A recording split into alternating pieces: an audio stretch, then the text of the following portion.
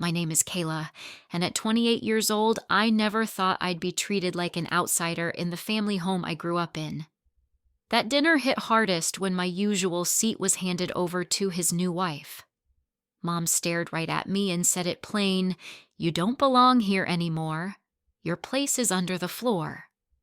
I stood up fighting the sting, ready to walk out without a word, until Grandma grabbed my arm, pulled me close, and whispered 5 words that flipped everything. If you're watching this from New York, Florida, or anywhere else dealing with family tension, hit like and subscribe now, because the twist that followed shattered our family forever and exposed truths no one saw coming. That dinner wasn't the first time I felt pushed out. The real sting came a year ago. I'd been working as a digital marketing consultant in Miami building campaigns for tourism boards. I posted a pitch on LinkedIn, a bold idea for a coastal travel startup blending ecotourism with social media buzz. It got traction with colleagues commenting and sharing. Then Cody swooped in. My brother, 3 years younger, had just launched his own startup in New York. Without a word to me, he took my concept, repackaged it, and pitched it to his investors.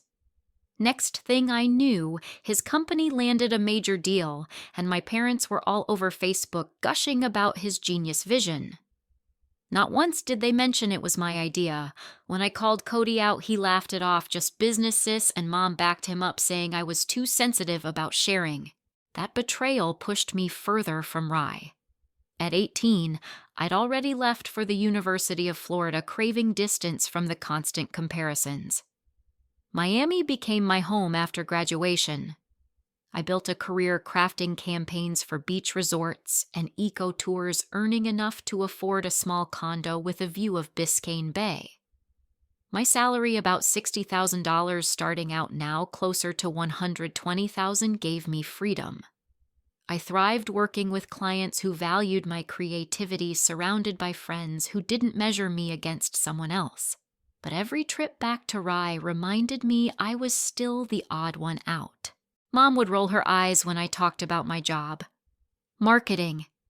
That's just playing with pictures online, she'd say, while Dad nodded along, more interested in Cody's latest startup pitch. Cody stayed close, living just 15 minutes away in a sleek new house he bought with his wife, Amber. He followed the path my parents approved, business degree, marriage, settling near home. They attended every event of his, from engagement parties to ribbon cuttings for his startup. Me, I was lucky if they remembered my birthday. The only one who seemed to get me was Grandma Mary. She'd moved into the guest cottage on our property after Grandpa passed 5 years ago. Mary was sharp, a retired school teacher who'd built a life on her own terms. During my rare visits, she'd pull me aside on the patio, her eyes bright with interest. "Tell me about those Miami campaigns," she'd say, sipping tea, genuinely curious about my work. "Your grandpa would have loved your fire, Kayla." Those talks kept me grounded, a reminder someone in the family saw me for me. Then came the social media fallout. After Cody's stunt, I tried to confront my parents. I flew to Rye for a weekend, sat them down in the living room with its ocean view windows, and explained how he'd used my idea. Dad barely looked up from his phone. "Cody's just making the most of opportunities," he said. Mom was worse. "Kayla, you're in Miami living your little beach life. Cody's building a legacy here. Stop being so petty." Their words cut deep like salt in a wound. Even Aunt Andrea, Mom's younger sister, who sometimes visited, seemed to side with them, saying I should let it go for family harmony.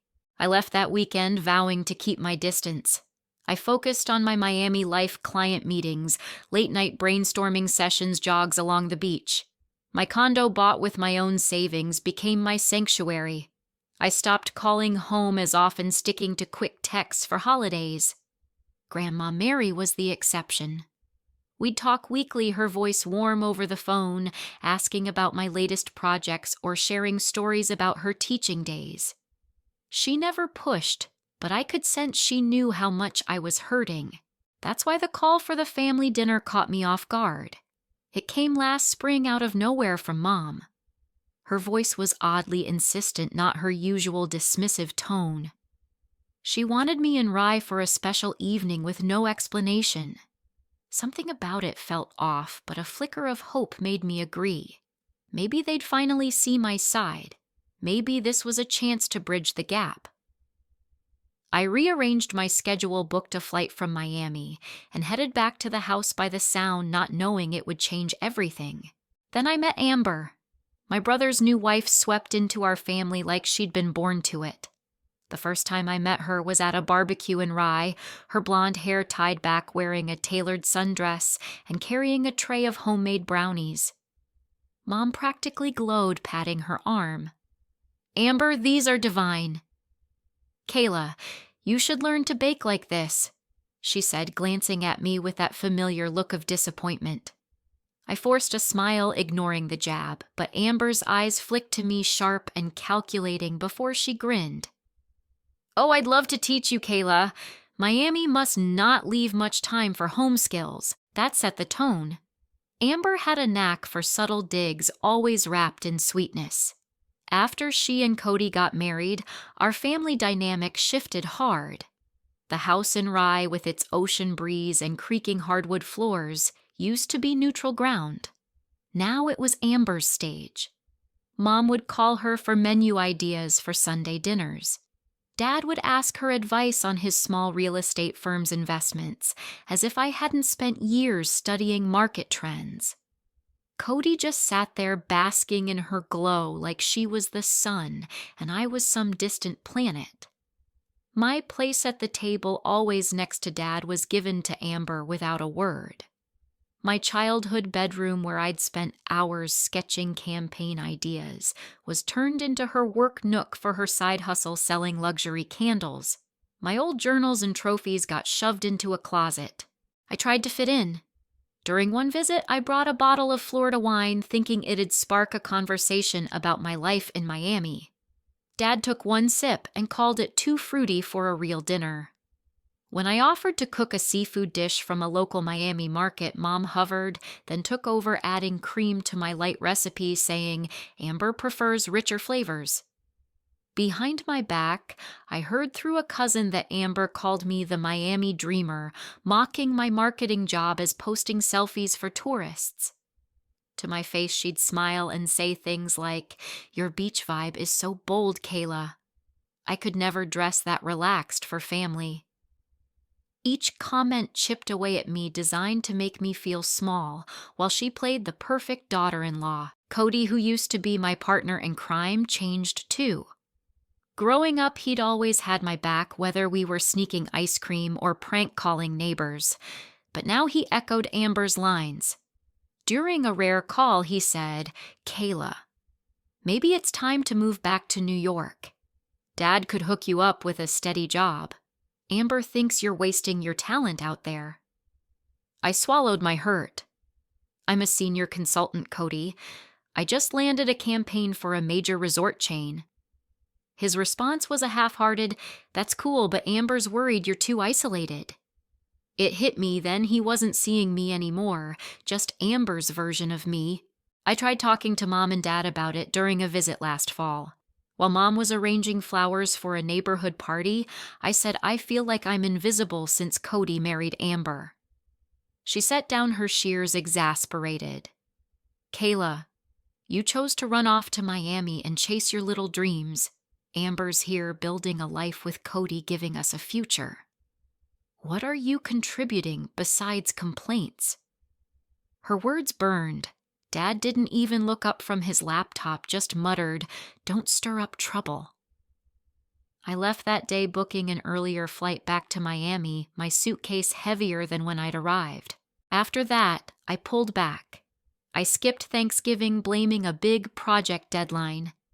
I sent Christmas gifts by mail, a scarf for Mom, a book on New York history for Dad, a candle for Cody and Amber, hoping they'd see the irony.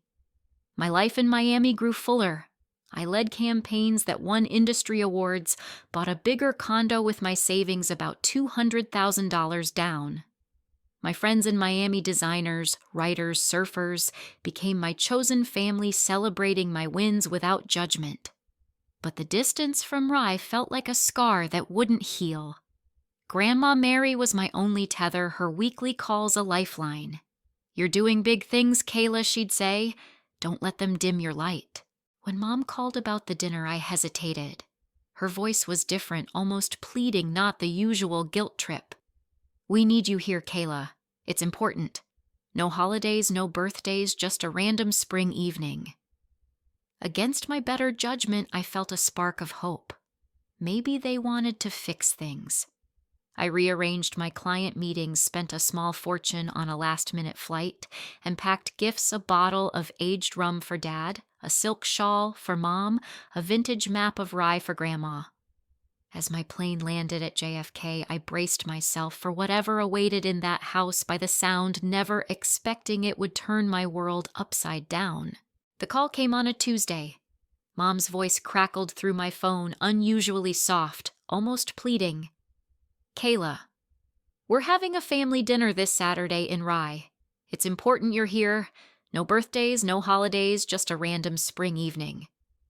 I sat in my Miami condo staring out at the palm trees swaying against the sunset and felt a knot in my stomach. "What's the occasion, Mom?" I asked, expecting her usual vague guilt trip. "Just come, please. It's been too long." Her tone wasn't the sharp edge I was used to, and that threw me. Against my better judgment, a small part of me hoped this might be a chance to mend things, to finally be seen. I pushed back a client presentation, booked a red-eye flight from Miami to JFK, and started packing. I spent hours picking out gifts, wanting to show I was trying. For Dad, I chose a bottle of aged rum, the kind he'd sip at his real estate firm's parties. For Mom, a silk shawl in her favorite navy blue, hand-woven from a Miami artisan market. For Grandma Mary, I found a vintage compass, a nod to her stories of navigating life as a young teacher. For Cody and Amber, I picked a sleek serving tray from their wedding registry they hadn't gotten. I spent nearly $500 hoping these would spark some warmth, maybe even a conversation about my life in Miami. But deep down, I braced for the usual dismissal. The night before my flight, Grandma Mary called. Her voice, warm but firm, cut through my nerves. "Kayla, I hear you're coming for the dinner." I smiled, picturing her in the guest cottage by the sound, her tea kettle whistling. "Yeah, Grandma." But Mom didn't say why. "What's going on?" There was a pause long enough to make me uneasy. "They want it to be a surprise," she said carefully. "But listen, promise me you'll stay through the evening no matter how tough it gets." "Can you do that?" Her words sent a chill through me. "Grandma, you're worrying me. Is everything okay?" She chuckled softly. "Nothing to fear, just an old lady asking you to trust me. Stay until the end, Kayla. Promise." I agreed, curiosity burning, but her tone held something heavier, like she knew more than she was letting on. I landed at JFK late Friday, the New York chill hitting me as I stepped off the plane. The taxi ride to Rye felt like stepping back in time. The house by the Long Island Sound stood as it always had, white colonial salt-weathered shutters, the lawn clipped to Mom's exact standards. I remembered summer nights chasing crabs on the nearby beach, Cody trailing behind me, giggling. Now those memories felt distant, overshadowed by the tension that had grown between us. I took a deep breath, clutching my suitcase and the bag of gifts, and walked up the stone path.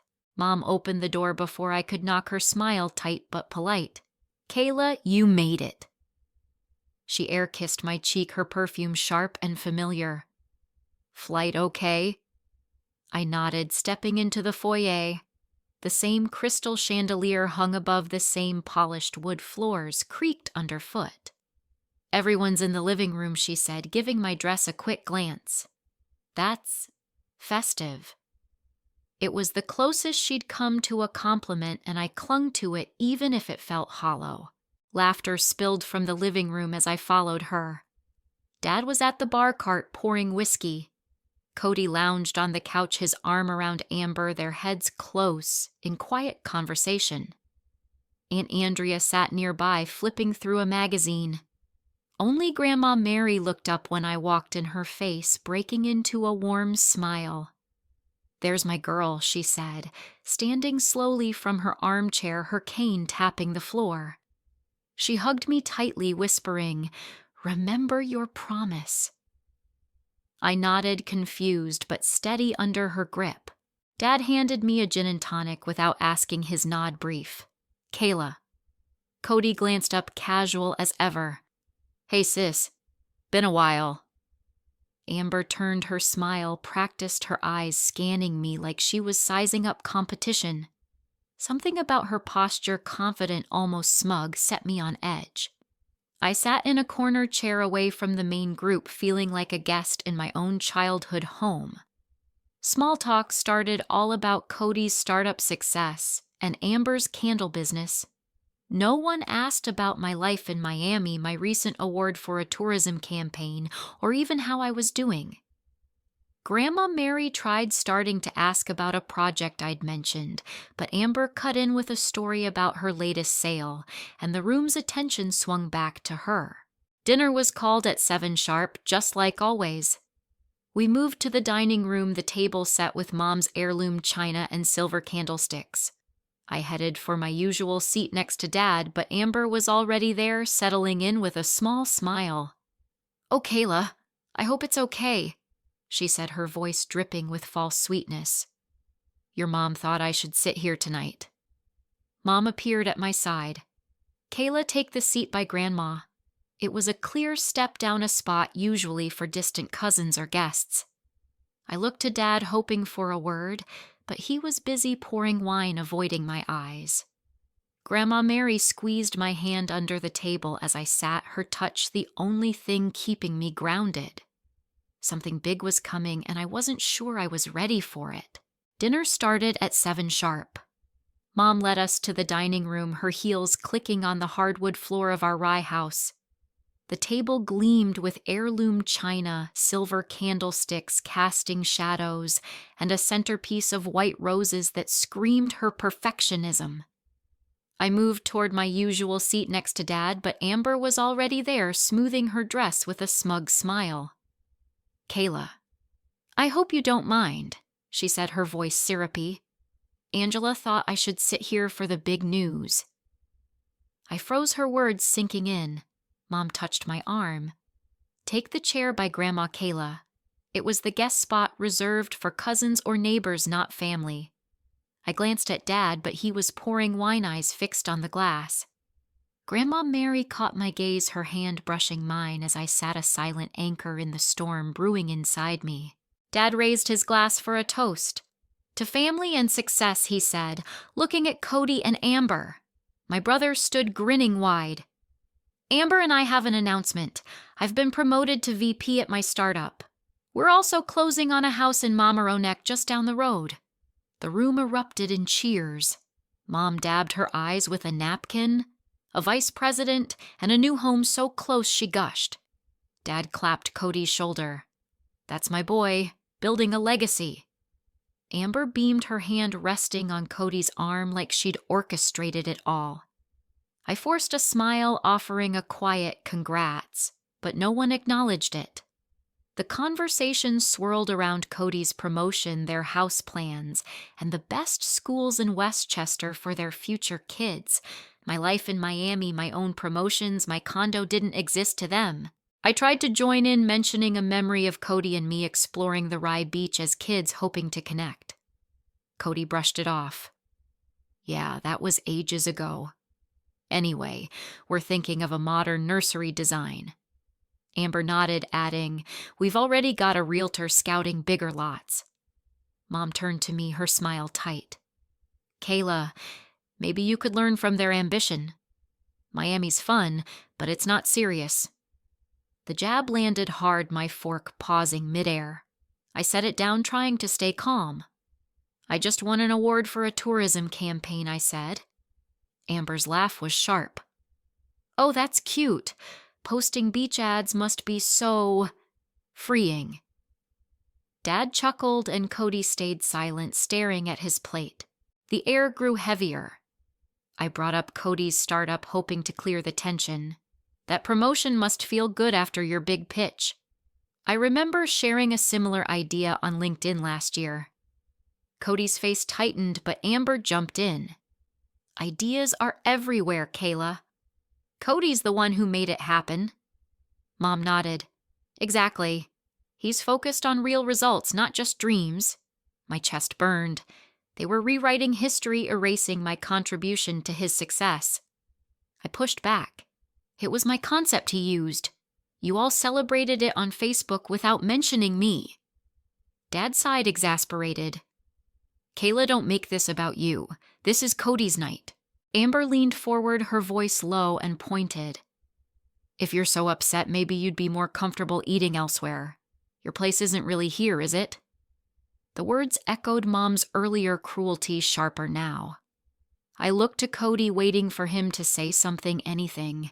He just fidgeted with his napkin, avoiding my eyes. Mom stood, her face flushed. Kayla, enough. You've been gone for years chasing your Miami life. You don't get to come back and ruin this celebration. Her voice rose final. You don't belong here anymore. Your place is under the floor, not at this table. The room went silent. My throat tightened, the weight of her words crushing. Dad stared at his wine. Cody looked down. Amber's lips curved slightly, triumphant.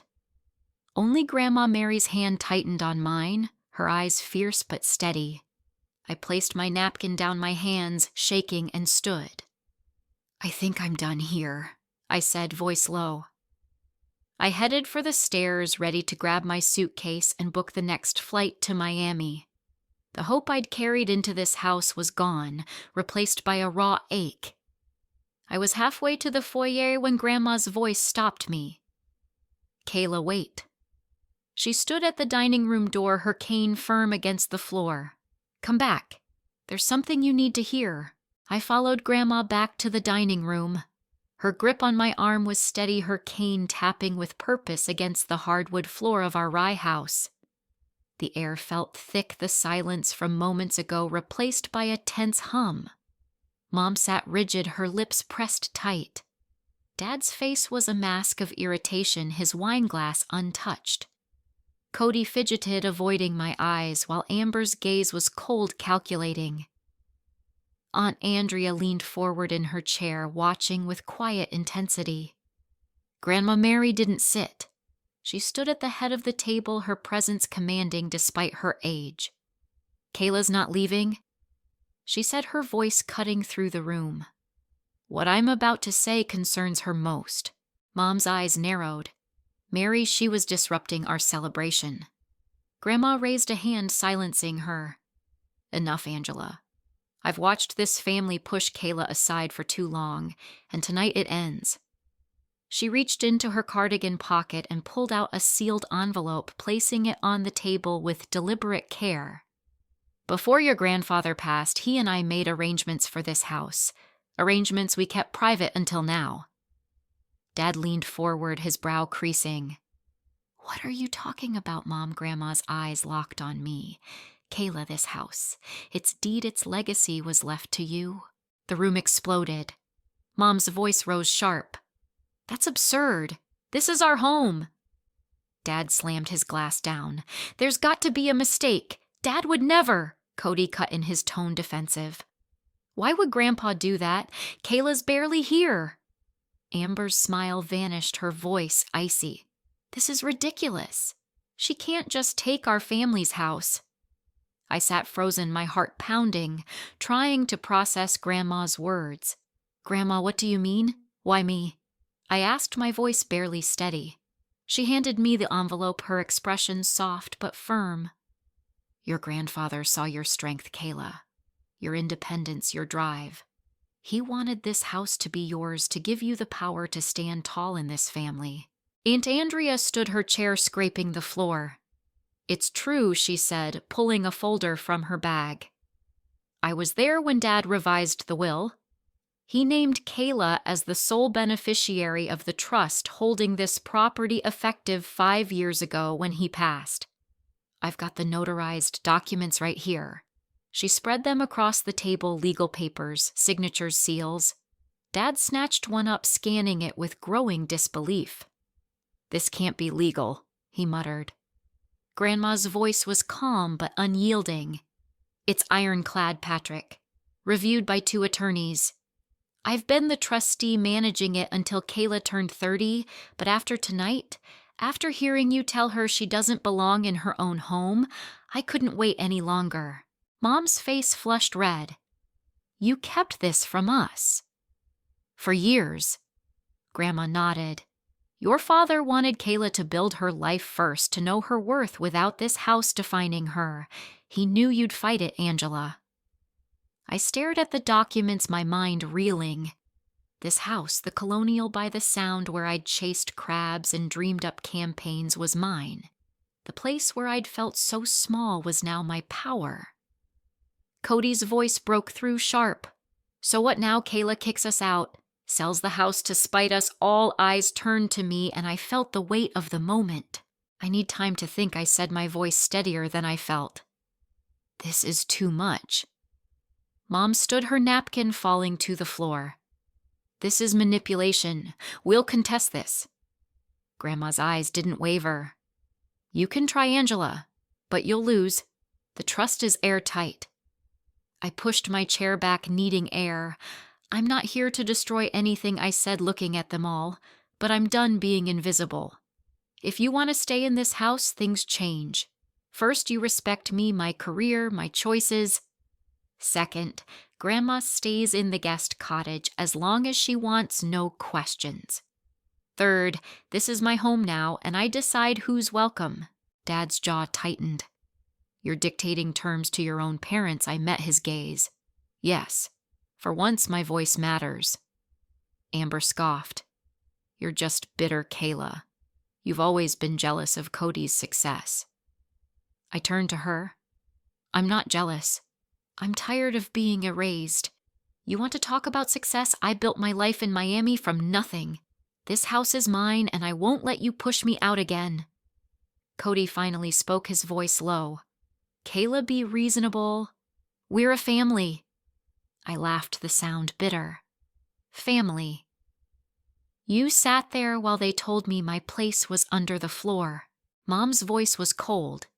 "If you think you can waltz in and take everything, you're wrong. We'll fight this." Aunt Andrea shook her head.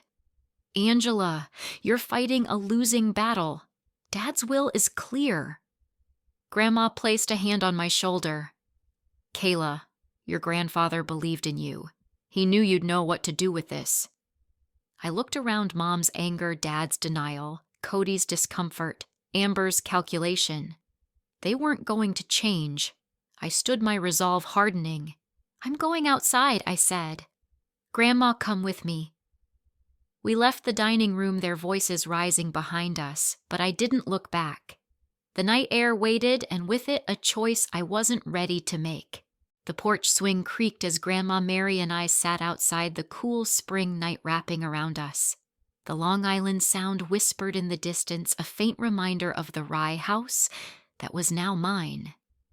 "Why didn't you tell me sooner?" I asked, my voice low, still reeling from the bombshell. Grandma's eyes softened. "Your grandfather wanted you to find your own path first, Kayla, to know your strength, without this house weighing you down. He saw you always did." Her words stirred something deep, a mix of gratitude and resolve. Inside, raised voices spilled from the dining room, my family arguing over a legacy they thought was theirs. I knew what had to come next. The next morning, sunlight streamed through the kitchen windows, glinting off Mom's spotless counters. The tension was palpable as I walked in, coffee mug in hand. Dad sat at the table, his face set in a scowl, papers from last night's reveal scattered before him. Mom was scrubbing a pan, her movements sharp. Cody and Amber sat close, whispering, their eyes darting to me. Aunt Andrea sipped tea, watching quietly. Grandma joined us, her cane steady as she nodded my way. I took a breath, setting my mug down. "We need to talk about what happens now." Dad didn't look up. "There's nothing to discuss. We're contesting this will." His voice was clipped certain. Mom turned, her eyes blazing. "Kayla, you can't seriously think you'll take this house. You live in Miami chasing your little campaigns. Cody and Amber are building a life here." I stayed calm, my voice even. "This isn't about taking anything. It's about what's fair. Grandpa left this to me, and I'm not backing down." Cody shifted uncomfortably. "Kayla, don't do this. We're family. You can't just kick us out." Amber's tone was sharp. "You're doing this out of spite, aren't you?